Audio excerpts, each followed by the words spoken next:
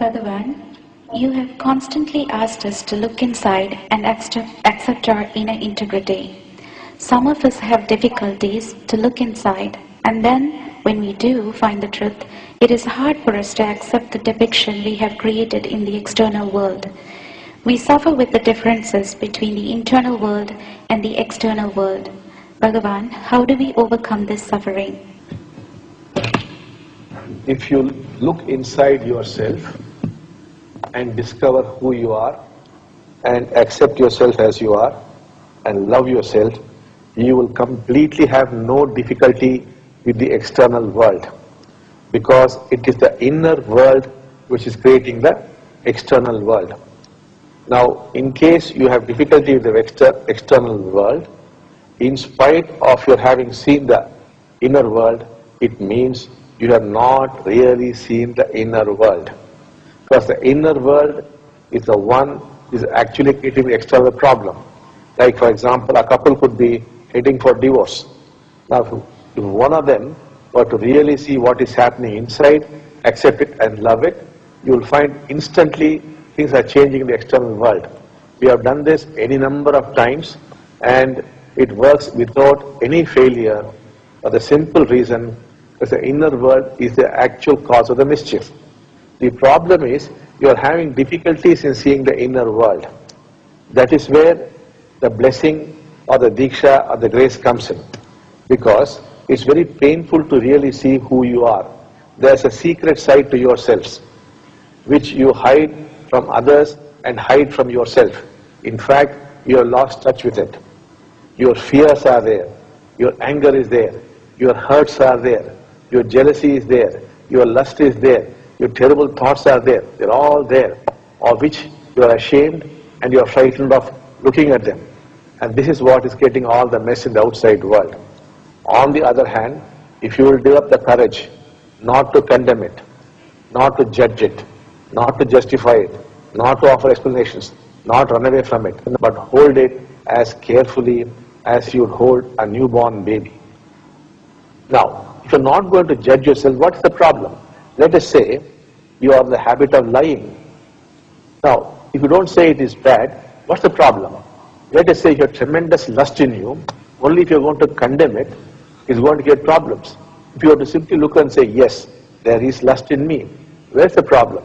If you have cheated somebody and you want to look at it and say, yes, I have cheated somebody, this is what I am, I'm a crook, then where's the problem?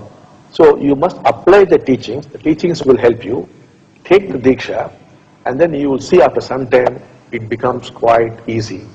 But to start with this first, then move to the inner world. As you move to the inner world, initially it will be difficult. It may at best be difficult for 21 days. Do it continuously for 21 days without a break. Every day you can do it for 49 minutes in multiples of 7, 14, 21, 28. So whatever you like, keep doing it that way.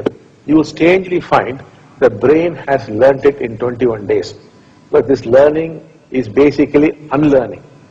To unlearn, the brain needs 21 days. And so the 22nd day onwards you'll find it is becoming quite easy. Then you will discover tremendous things about yourself. That's why I often tell, if you go inside, what you will discover is that you are a rubbish pit and a septic tank. All that is hidden under the carpet there, all that would come out, you would confront it, accept it, and strangely, you would love it. The beauty is, whatever the content is not important. Can you look at it, see it, accept it, love it, that's all. Then something very strange happens. A strange peace fills you, there is no inner conflict. Not only you accept yourself, you accept the other. Not only you love yourself, you love the other. And people around you, you'll notice their behavior is changing towards you. Not only that, long-standing problems, financial problems, health problems would remarkably cease to exist. You must try it. What you are not doing is, you are understanding the teachings intellectually, but you are not sitting down and applying it. Please start applying it. I will help you. Call out to Amma Bhagavan. We will come there. We will come there to Canada, wherever you are, and we'll make you Every teaching must be accompanied by a blessing. If it's only teaching, it's mere psychology. You may get some clarity, it might help you. That is no use. Sit down in Padmasana in a comfortable position, apply it. And remarkably, you will see, I have known children. For example, I think in Florida, there's a boy called Bruce. You could even talk to him. This boy could do it on the first day itself. Most of you must be knowing this particular instance. His mother had come to Fiji, and she learned that if you experience suffering, it becomes joy. She went back, and only her child was there, a little boy, and she told him, son, I went to a place called Fiji, I learned this teaching, that if you experience suffering, it becomes joy. Little boy, he said, Mom, yes, I understand, and he kept quiet. Now, this boy, Bruce, has a certain problem where he gets scared in the night and he runs back into his mom's bedroom. But that day, he again came to the bedroom, and the mother thought the problem has come back. And the boy said, Mom, it works. And she asked him, what works? Mom, what you said is working. The fear is gone. And probably I think I saw God. This was by a small boy. Ever since, thousands of people all over the world maintain notebooks called It Works. They apply one teaching, and if it works, they note down how it worked for them.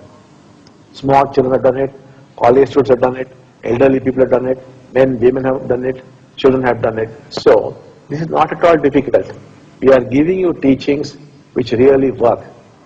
That child had no resistance, therefore he could do it. Because you're a little older, you're finding it difficult. Try it. I'll make it work for you. Take the blessing, the Diksha, and you see how far you'll be traveling. Your lives would become different.